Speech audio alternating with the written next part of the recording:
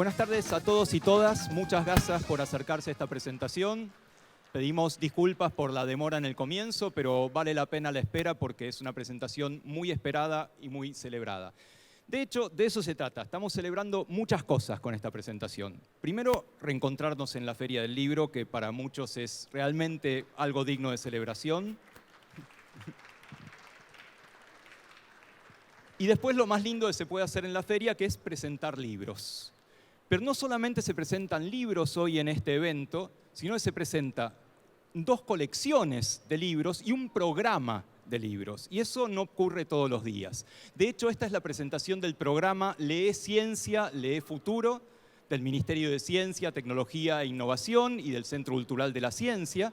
Y dentro de este programa se presentan los 4 primeros libros, ¿sí? Que son los que ustedes tienen aquí, y tenemos a los 4 autores también que en un ratito les van a contar un poquito a propósito de los libros.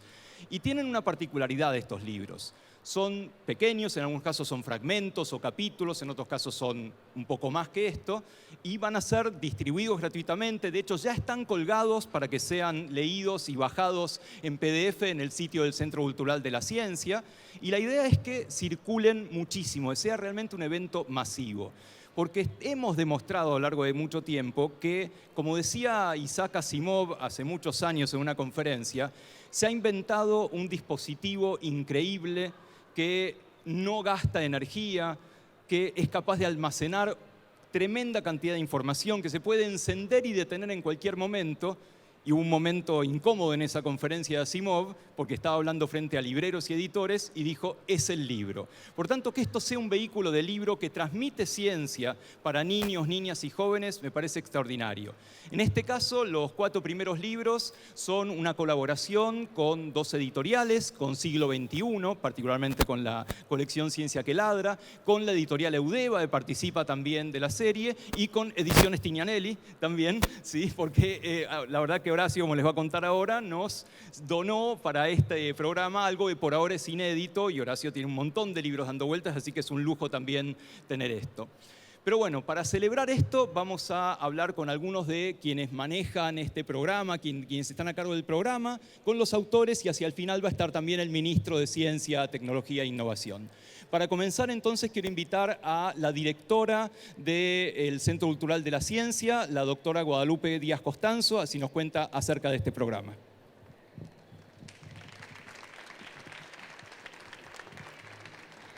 Muchas gracias a todos y a todas. Buenas tardes. Bueno, ahí lo veo al ministro de Ciencia, Tecnología e Innovación, y debo arrancar diciendo la verdad, como siempre, pero confesando que creo que fue alguna tarde de verano en la que el ministro dijo, quisiera que desarrollemos un programa de lectura sobre ciencia.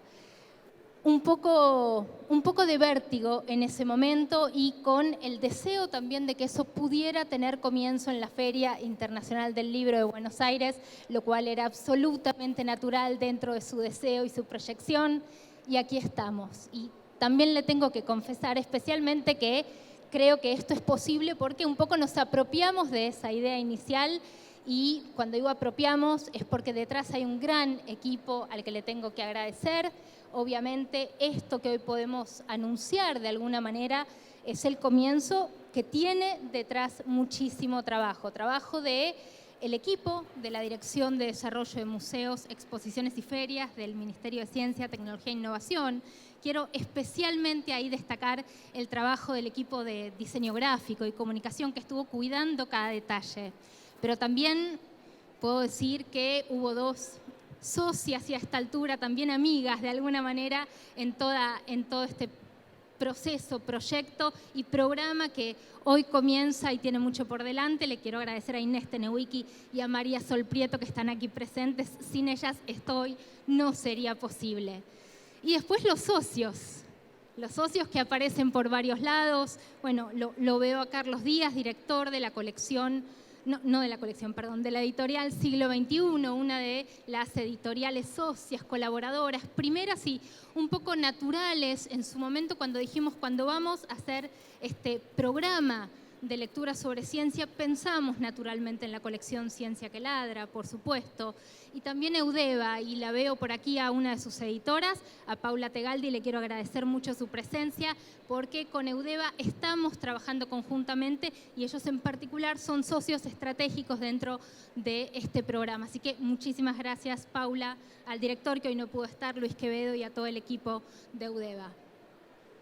Este programa, un poquito más les voy a contar en qué consiste.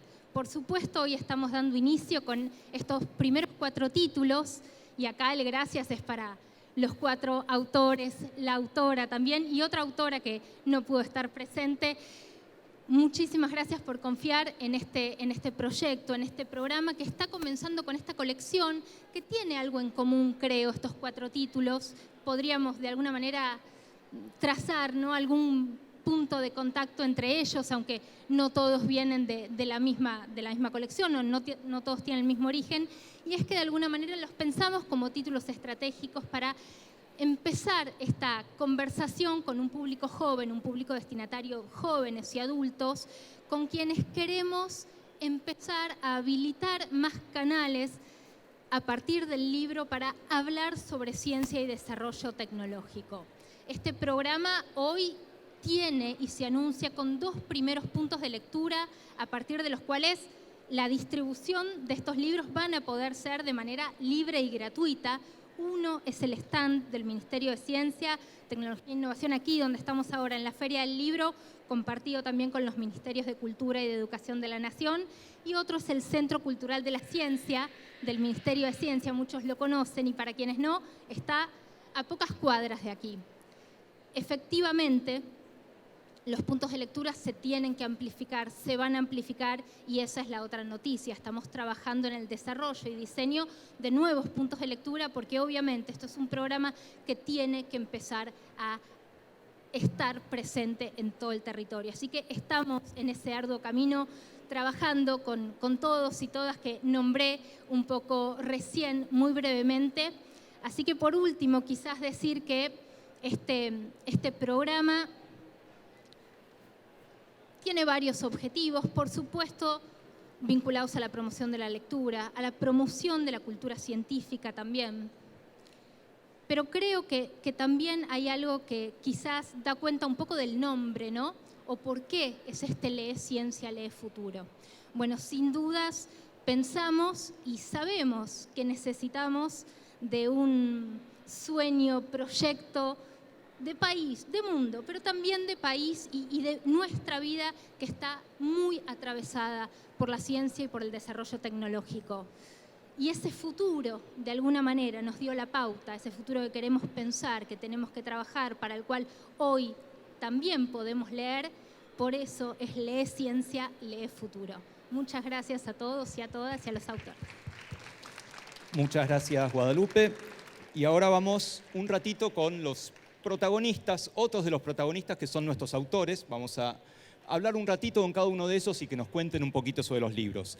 Les cuento, aquí a mi lado tengo a Horacio Tignanelli. Horacio es astrónomo, es pedagogo, es titiritero, es maquetero también, ¿sí? Y además es autor de un montón de libros sobre astronomía para distintas edades.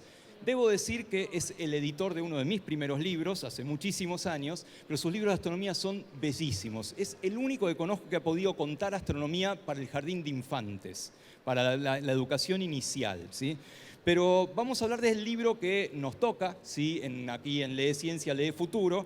Y básicamente, Horacio, te voy a pedir que spoilees el libro, porque te voy a preguntar, ¿quién es el astrónomo que confundía los astros? Bueno, buenas tardes a Por todos. supuesto.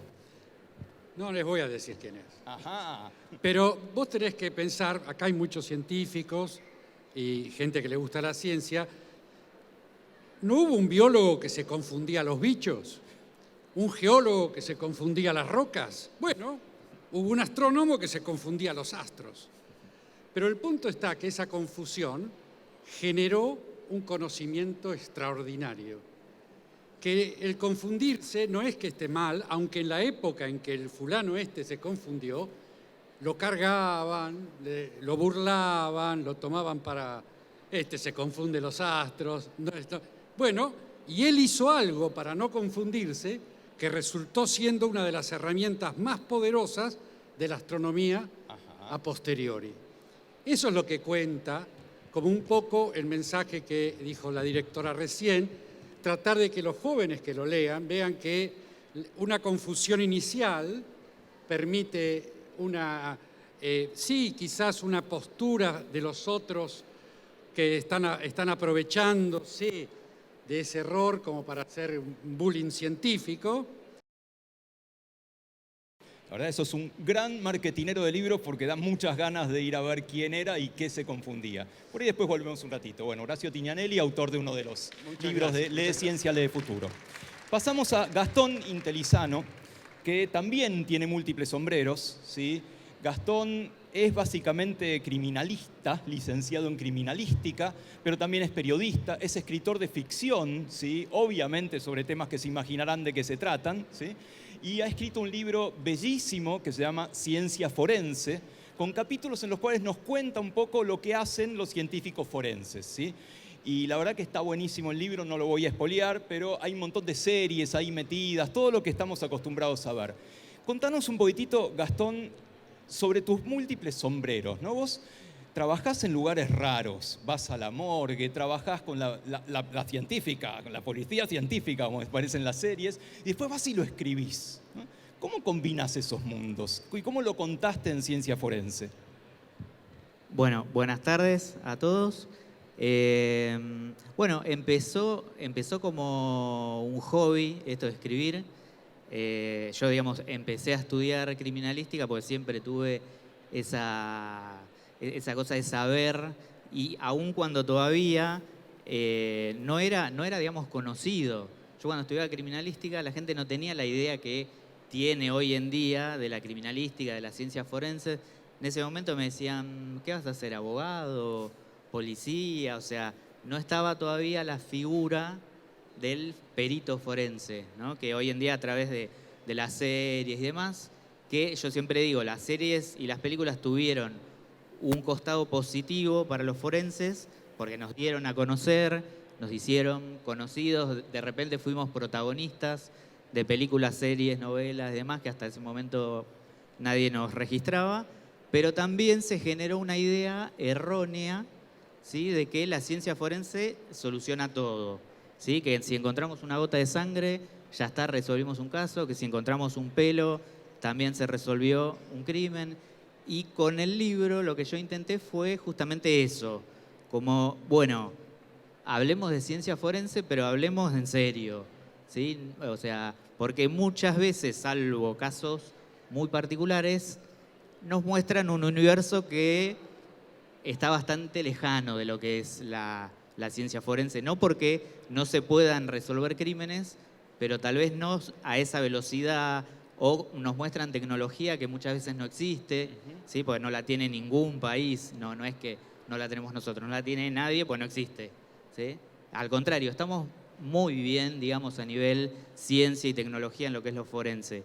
Pero bueno, como se nos muestra esta velocidad y esta complejidad que a veces no es tal, ¿sí? Por eso con el libro yo quise como, bueno, hablemos de ciencia forense, pero tal cual es, ¿sí? Y también ahí hago recomendaciones a partir de lo que... O sea, como la llegada que tenemos a la ciencia forense es a través de series, películas, porque todos hemos llegado a través de eso, dije, bueno, hablemoslo, pero para que la próxima vez que ustedes vean una serie digan, esto es así, o esto no. ¿Sí? Esa era mi finalidad del que termine de leer Elemental Mi querida ciencia forense. ¿Una serie que sí y una que no? Criminal Minds, no. Bien, ya saben. No. Y una que sí, The Fall. The Fall, la caída. Sí. Bien, muy bien. El capítulo que está en el libro es un capítulo sobre ADN, ¿sí? Que es una de las tecnologías que justamente vemos en las series todo el tiempo, y en el libro vamos a ver qué se puede leer del ADN y qué no. Continuamos con otro libro, también viene de Ciencia que Ladra, del siglo XXI, y la autora es la maestra que todos hubiéramos querido tener cuando éramos chicos, que es Florencia Cervera. También tiene sombreros varios, ella es profesora de química y también es pedagoga, ha estudiado también licenciatura en educación y da clases en escuelas Y la clase es de las cosas que nos cuenta. Tiene un libro bellísimo, su primer libro es sobre ciencia en el lavadero, ¿sí? De todos los tips científicos para sacar esas manchas rebeldes. Y su segundo libro es el que nos ocupa aquí en Lee Ciencia, Lee Futuro, que es La belleza tiene su ciencia, que es justamente sobre la ciencia detrás de los cosméticos, el pelo, esa parte no sé si se la voy a perdonar, ¿sí? Y todo lo que tiene que ver con la belleza. Les puedo spoilear también que tiene otro libro ahí dando vueltas sobre la ciencia del turismo, pero eso vendrá más adelante. Flor, te quiero preguntar, a ver, elegite como mucho 2 tips científicos para la belleza, para el científico o la científica coquetos. Hola, ¿qué tal? Buenas tardes. Bueno, en primer lugar, siempre hay que destacar que tener conocimientos en ciencias sirve para tomar mejores decisiones y también a la hora de comprar algún producto, ahorrar plata. Porque en el mundo de la cosmética hay mucho mito dando vuelta.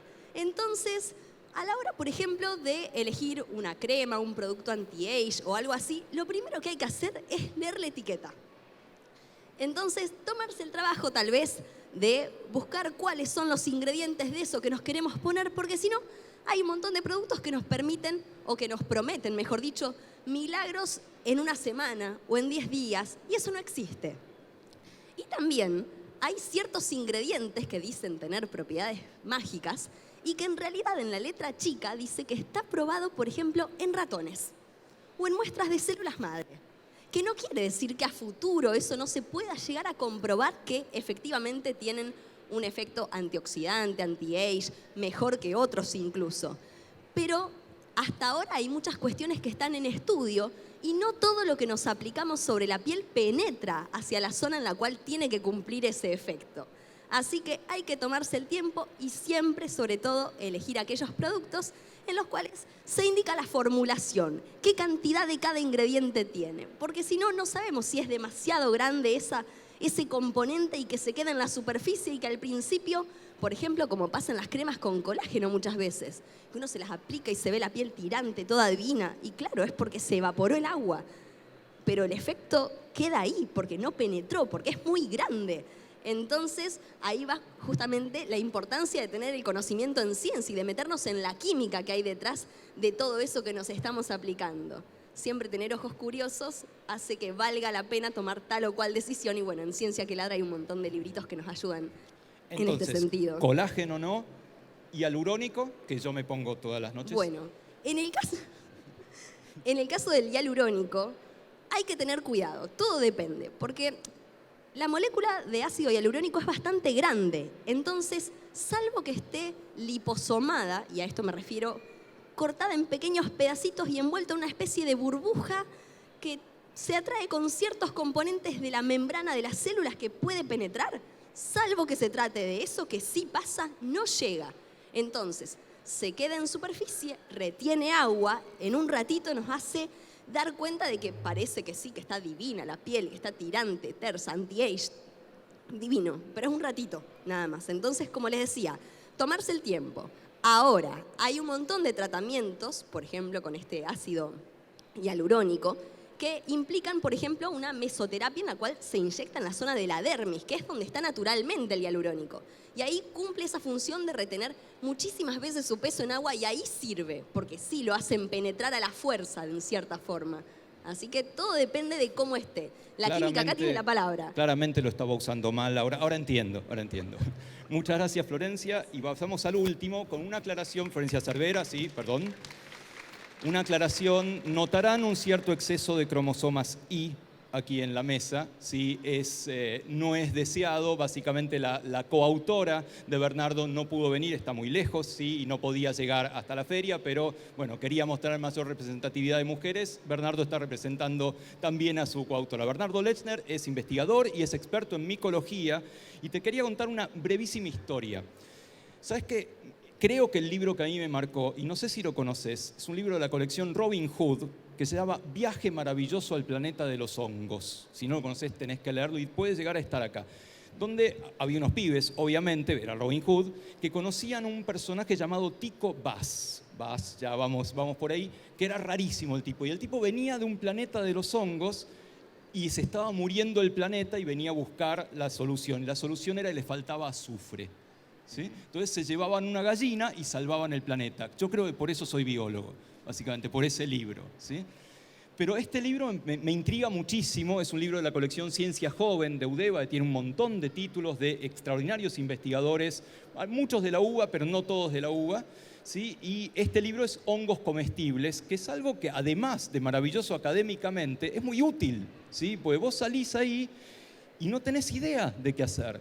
Ustedes se ocupan en particular de un género de hongos, ¿sí? Pero me gustaría que nos contaras un poco, además de contarnos de qué va el libro, si hay algunos tips muy generales. Salís al bosque y ves hongos y decís, qué rico para los fideos. ¿Hay una especie de árbol decir sí, no, o por las dudas leer el libro primero? Bueno, antes que nada, buenas tardes. Muchas gracias por la invitación.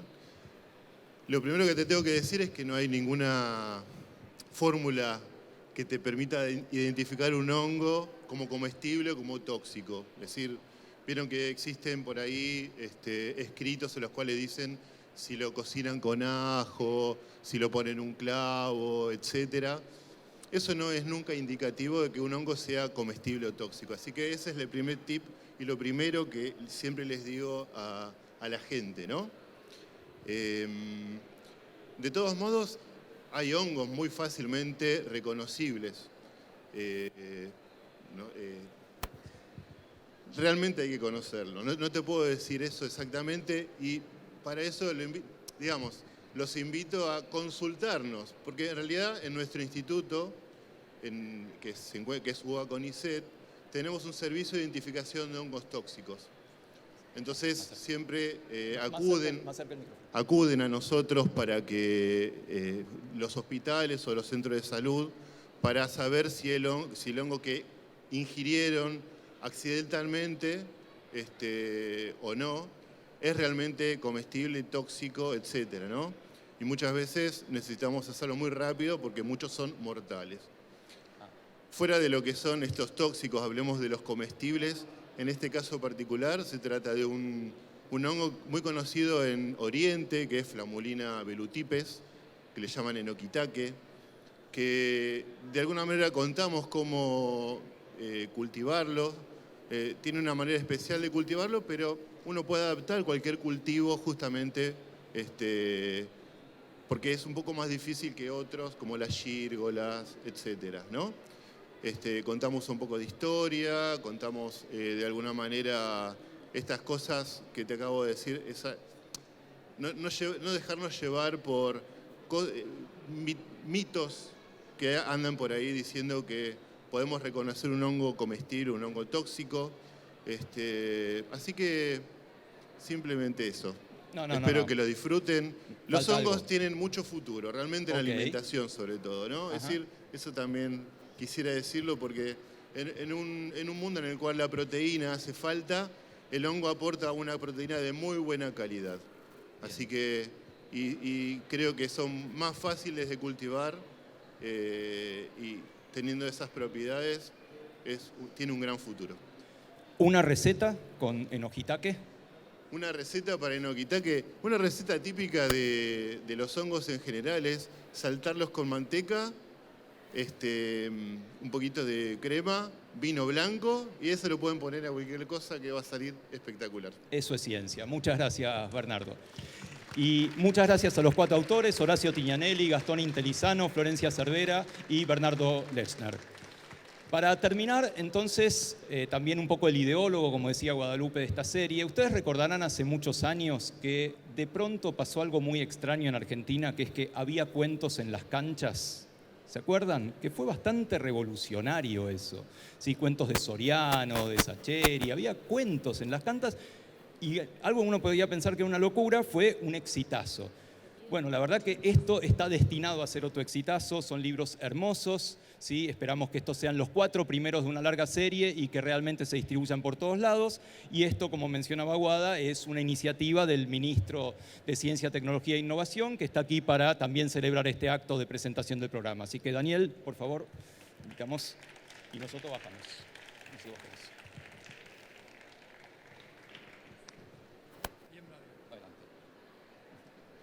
Gracias. No, bueno, muy breve pues lo más importante es lo que pasó recién, para agradecer a todas y todos los que lo hicieron posible, especialmente Guadalupe, Inés, Sol, bueno, y todos los que estuvieron por detrás para llegar en este tiempo récord a tener los libros. Agradecerle a las editoriales, a Siglo XXI, Eudeva, ¿por dónde anda? Eudeva, que siempre nos acompaña. En aquel momento también empezamos con Eudeva en el 2003 y fue muy lindo. Agradecerle a los autores. Nada de esto es posible sin autores. Esa es la base de todo programa o plan de lectura. ¿Y por qué lo hacemos? Bueno, quiero decir que todavía no me perdona la hinchada de San Lorenzo haber lanzado la campaña de lectura con Ernesto Sábato en un partido San Lorenzo-Quilmes que perdimos. Así que fue hermoso ese programa. Tuvo, entre otros, Fontana Rosa lanzándolo, Dolina, Apo, bueno, tantos escritores nuestros que tenemos, porque casi todos escribieron algo sobre el fútbol. Fontana Rosa explicaba que el libro era muy útil para todas las hinchadas, menos para la de Rosario Central, que él estimaba que ya era muy erudita y que no necesitaba leer nada más, porque ya sabía absolutamente todo.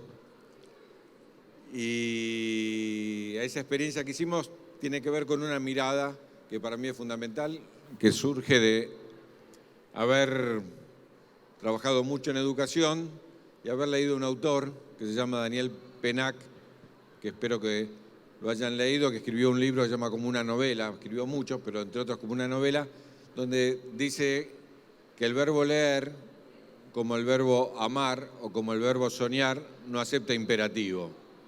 Y realmente esto tiene que ver que la única forma de leer en serio es teniendo placer por la lectura. Y la cuestión es cómo desarrollamos nosotros el placer por la lectura. Muchas veces la escuela no cumple esa función.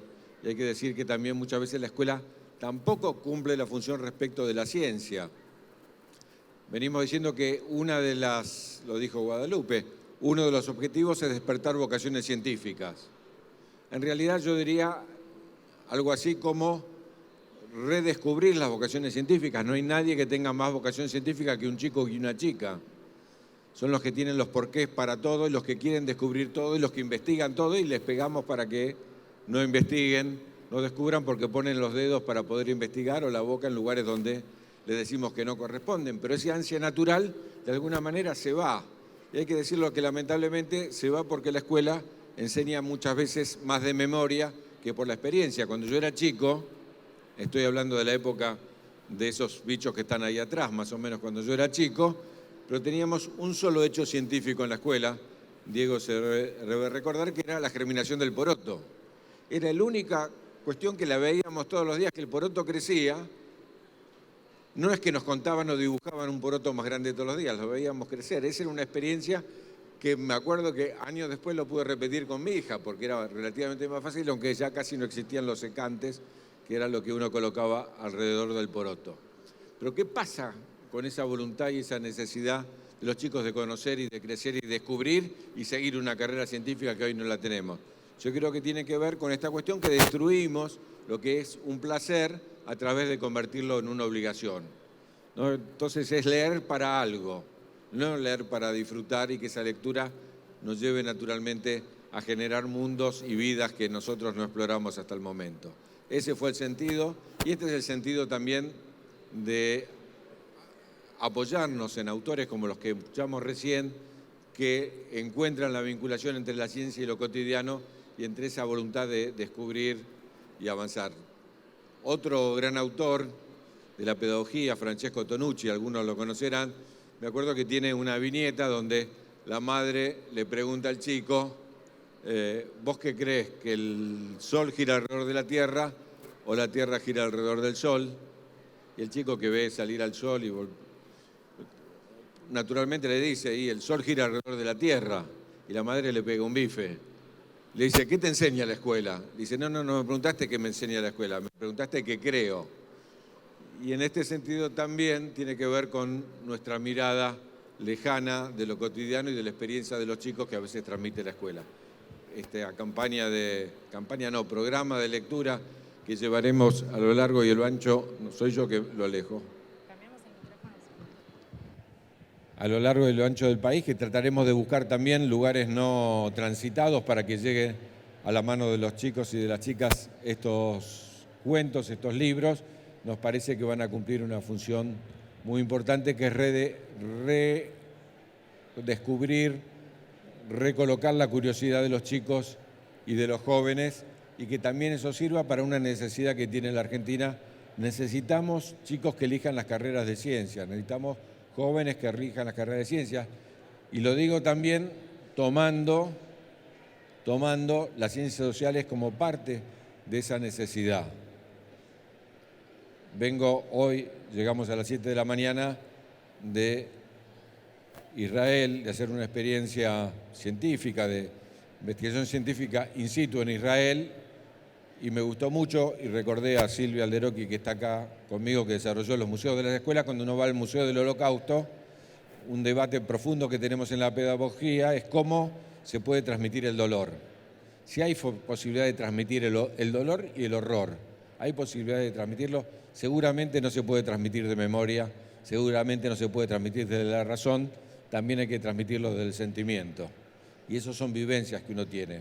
Bueno, los cuentos nos acercan a esa vivencia, ¿no? Decía Humberto Eco que pobre del que no lee, pobre del que no sabe leer, o que sabiendo leer y escribir no lee, porque se pierde la posibilidad de vivir muchas vidas, va a vivir solo la propia.